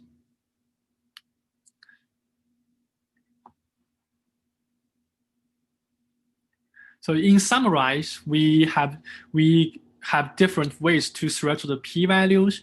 If we do not consider the multiple testing, we just use a 0.05 threshold. If we want to compare the family-wise error rate, we compare the p-value with 0.05 over m. And if we want to control the false discovery rate, we use the BH procedure. For comparison of these three thresholds, the family-wise error rate is the most conservative. The second is FDR control, and no consideration is the least conservative. And in terms of the number of discoveries, if we only look at the p-value threshold, it gives us the largest number of discoveries. And for FDR, it has smaller number of discoveries compared to no consideration, but it has larger number of discoveries compared to the family-wise error rate control. So overall, in the biomedical research, I think currently the most widely used criteria is the FDR control. So till now, we control the FDR using p-values and use the BH procedure. However, in real data analysis, sometimes the p-values may be questionable because we have very small number of measurements for both conditions. So in that case, the model assumptions for the p-values may be violated, so that the p-values and FDR control from those p-values may also be questionable. So here, Yiling and Jessica has recently proposed a new method called Clipper, which is statistical framework that can control the false discovery rate without using p-values. And in this paper, we also show that we have better performance than the BH procedure in many cases. And this is the link for our package, and this is the link for our YouTube video. And that's all for my part. And do we have any questions?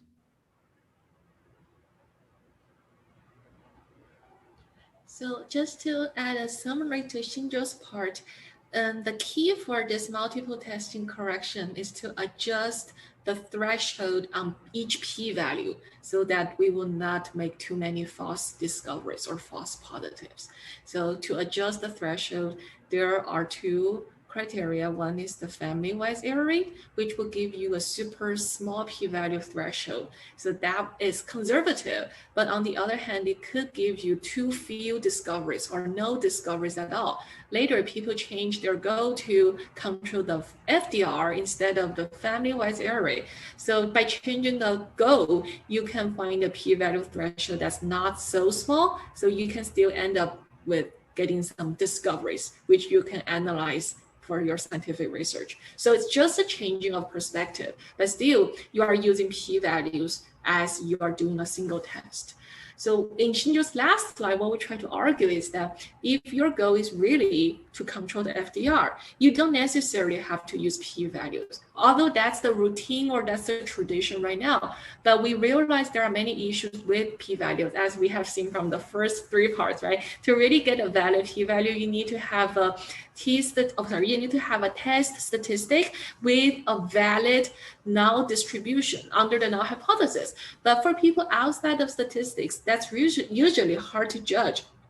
You don't know whether the null distribution is really valid or not. As a result, you don't know whether the p-values are really trustworthy or not. So in that case, there are a lot of uncertainty in the whole process in the p-value calculation and as the end result in the FDR control. So we are arguing that we can get rid of the p-values by just targeting some thresholding on our summary statistic from data directly. So we can threshold the statistic directly without relying on p-values, without relying on the null distribution. So hopefully the analysis can be simplified for the whole field. But we are still trying to promote our own work. So which is still not the state of the art yet. We are still waiting for the approval from people in the field.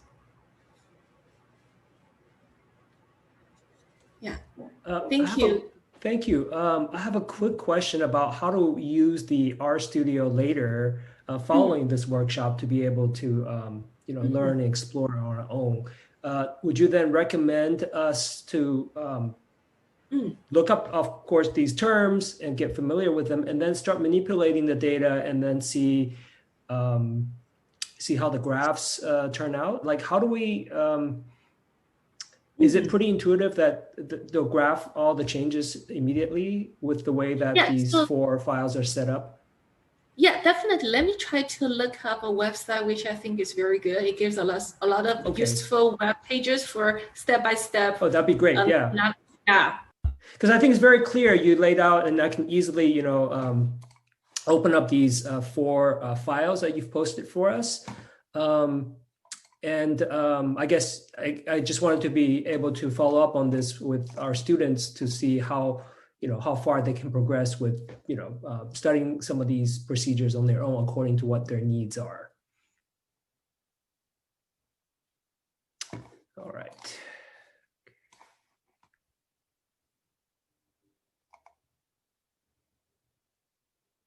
Well, actually, there's a question from one student. Is the Q value and FDR interchangeable? I guess P value is what this person is meaning. So I just sent a link. It's a very good website. It has a lot of useful posts. It's towards data science. So over there, you can usually find a lot of good web pages. Yeah, and so this is just one thing I found that it's about introduction to R programming.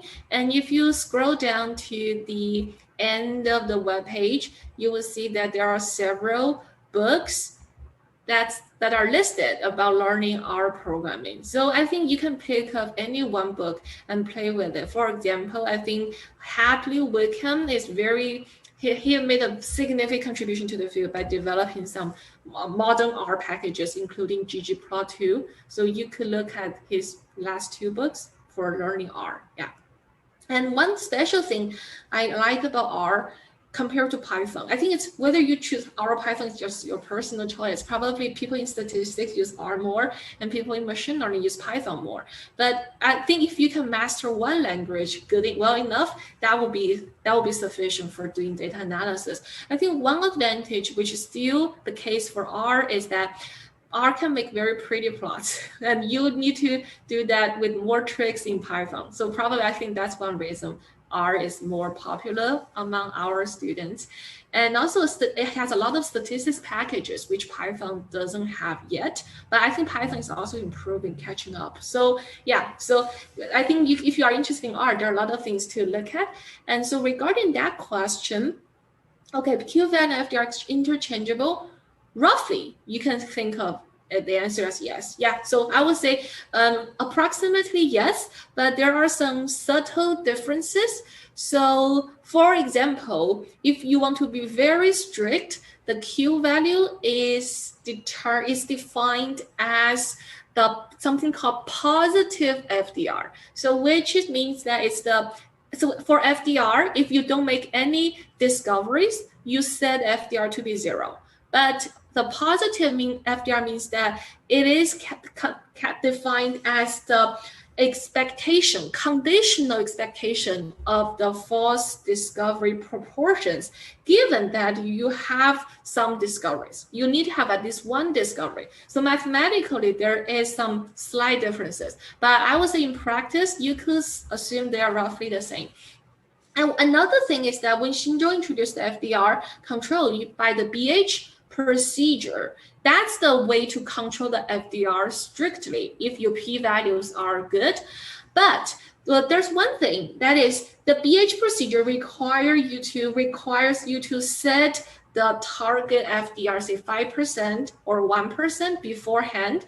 Then you use that algorithm, BH algorithm, to find the corresponding p-value. So it's like a pre-specification of FDR first and then p-value threshold next. So it's a two-step thing.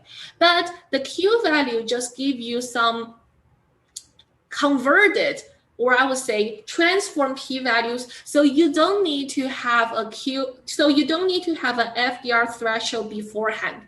Let's say given the Q-values, so you may set the FDR target to 5% and cut there. I may set the FDR target as 1% and cut another place. So you have the flexibility or freedom to define which you will call as discoveries given the Q value, while the BH procedure does not allow you to do that. So you need to first input a target FDR, then find the p-value threshold. So I would say the Q values are proposed largely for convenience. Yeah, can we also have the links that were the end of your presentation? Oh yeah, so we will Xinzhou send them, and I'll send the slides to Ray, so you can share our slides to the students, so they will have everything. Perfect. Yeah, thank you. That would be great. Yeah. Okay.